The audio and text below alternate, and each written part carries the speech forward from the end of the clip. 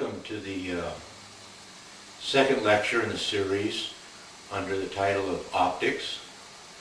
In this particular lecture, we're going to kind of go over some of the technical aspects of the optics themselves, although we're not going to get too in-depth.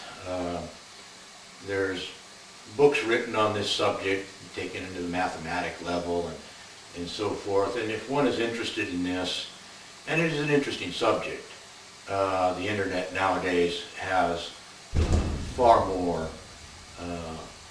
in it and in detail than we could cover here.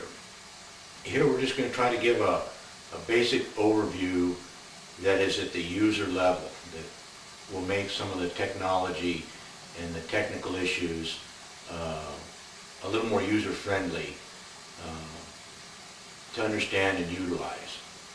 The first thing we want to know about optics, as it pertains to somebody that's looking into the wilderness, actually wanting to experience the wilderness at a greater level, is there's basically two kinds. There's your binoculars and your spotting scopes. And I don't want to, at this time I'll make the disclaimer, I'm not trying to advertise or push any particular make and model, but we're just using different things for examples. And the difference, getting back to why we have binoculars and spotting scopes, they're two very different instruments. And what I like to say is that a binocular, regardless of its size, whether it's something like this 80-20 or this little 36 by 80 binocular, is to look for something, whereas a spotting scope is more to look at something. Now, as we'll get into other discussions, we'll talk about some of the strategies that they entail and how you can utilize them, and the fact that, of course, you can look at something with a binocular and you can hunt for something with a spotting scope, and there are differences. And those differences make quite a bit of difference in how you use them and how they'll perform for you. But getting back to some of the technical issues, there are basically two other types of optics that are both in the binocular, although not as common, and in the spotting scope, and that is the difference between a fixed power and a zoom.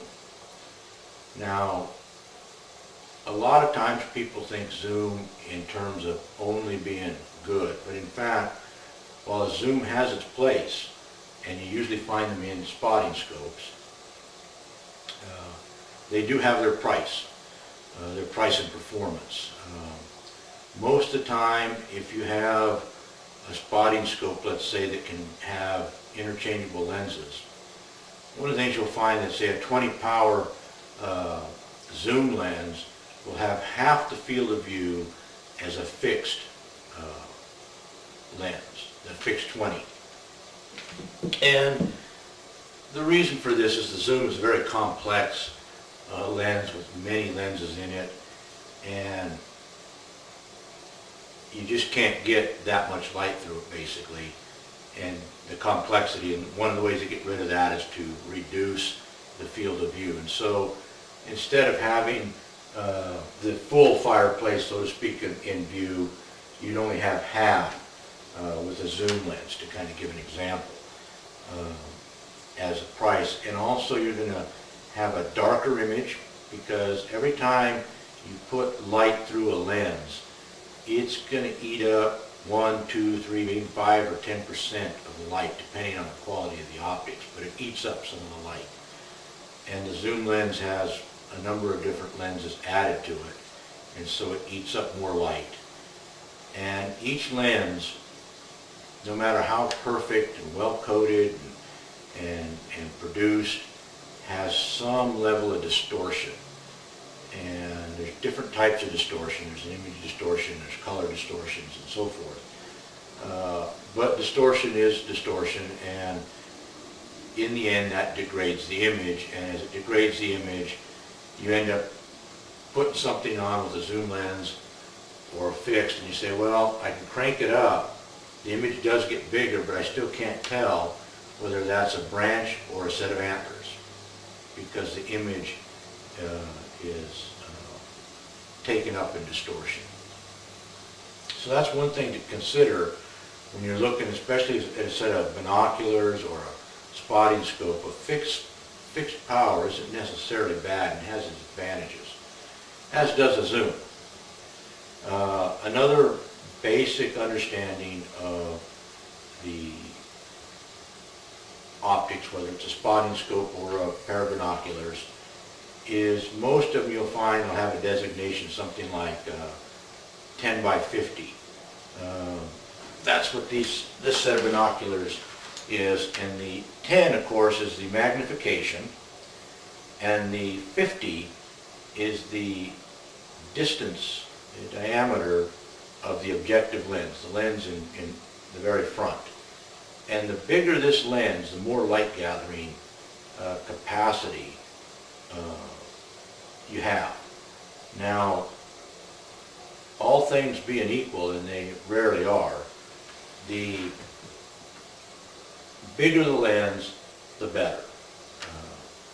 However, quality of design and the optical elements, the lenses and the prisms and so forth, and the reflectors and all that makes such a difference that sometimes you'll find that you can have a 50 mm, say a 10 by 50, and a higher quality, smaller, say maybe a 40 by 8, might actually have more range and more power to resolve an image than its bigger cousin, simply because it's a better piece of glass, basically. This is not unusual. And so quality makes a difference. It's something that most people don't want to hear because it ends up meaning money. But it does make a difference. The quality of the glass makes a tremendous difference. And one of the ways to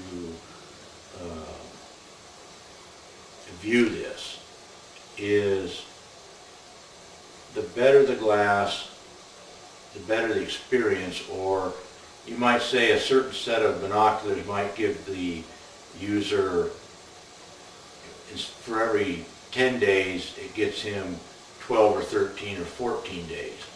And a higher quality binocular might get him a full 10. So he spends 10 days in the field and actually has 10 days of experience as opposed to the person with the lesser optics. And so over an accumulation of time, the more expensive optics become a bargain. So it's something to think about. And another thing to really consider whenever you're looking at optics or thinking about buying something, as the power goes up, you get less light, you get more distortion, and so on. And so don't be fooled by just the number. You know, that 10 is not necessarily better than 15 if it's not supported by the quality of optics, the optical elements, the lenses. And another thing I would tell you that you want to do if you're looking at optics, I have found it very useful to actually go to some place that has a number of different brands and whatnot, and actually look through them and see what you can see across the room or across the street, how easy they come up to your eyes, and these kind of things. And I think in the end, when you do that, you'll have an instrument that's far more pleasing and better suited to your particular needs. And with that, I think we'll conclude this particular portion on optics, and I hope you enjoyed it, and we'll be able to make use of it. I thank you.